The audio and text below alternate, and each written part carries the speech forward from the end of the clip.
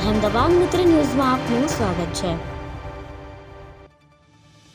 અમદાવાદના રખિયાલ તેમજ બાપુનગર વિસ્તારમાં લુખ્ખા તત્વોએ આતંક મચાવ્યો હતો, જેમાં આરોપીઓએ જાહેરમાં પોલીસને ધાકધમકી પણ આપી હતી।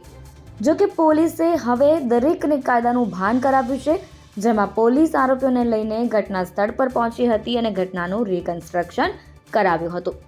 પોલીસે જાહેરમાં લોકોની વચ્ચે આરોપીઓનું સરઘસ કાઢ્યું હતું, જેમાં લોકોને પોતાનો ખૌફ દેખાડતા આ આરોપીઓની શાન પોલીસે ઠેકાણે લાવી દીધી હતી। ઘટનાનું રિકન્સ્ટ્રક્શન કરવાની સાથે આરોપીઓએ સ્થાનિકોના હાથ જોડી માફી પણ માંગી હતી। આ સમયે સ્થળ પર મોટી સંખ્યામાં લોકો એકઠા થઈ ગયા હતા। આરોપીઓને લઈને ક્રાઇમ બ્રાન્ચ, બાપુનગર પોલીસ અને રખિયાલ પોલીસ ઘટના સ્થળે પહોંચી હતી। જે જગ્યાએ આરોપીઓએ આતંક મચાવ્યો ત્યાં પોલીસ આરોપીઓને લઈને પહોંચી હતી, જેમાં આરોપી ફઝલ શેખ, સમીર શેખ, અલ્તાફ શેખ અને મહેકૂસ મિયાને લઈને પોલીસ સ્થળ પર પહોંચી, જે આરોપીઓએ હાથ જોડી સ્થાનિક લોકો પાસે માફી પણ માંગી।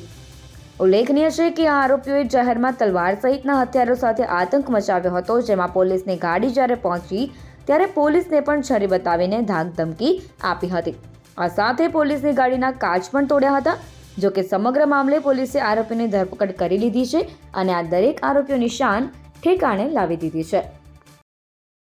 અહેમદાબાદ મિત્ર ન્યૂઝની યુટ્યુબ ચેનલને સબસ્ક્રાઇબ કરો અને બેલ આઇકોન જરૂરથી દબાવો, જેથી દરેક મહત્વના વિડીયોની નોટિફિકેશન તમને મળતી રહે।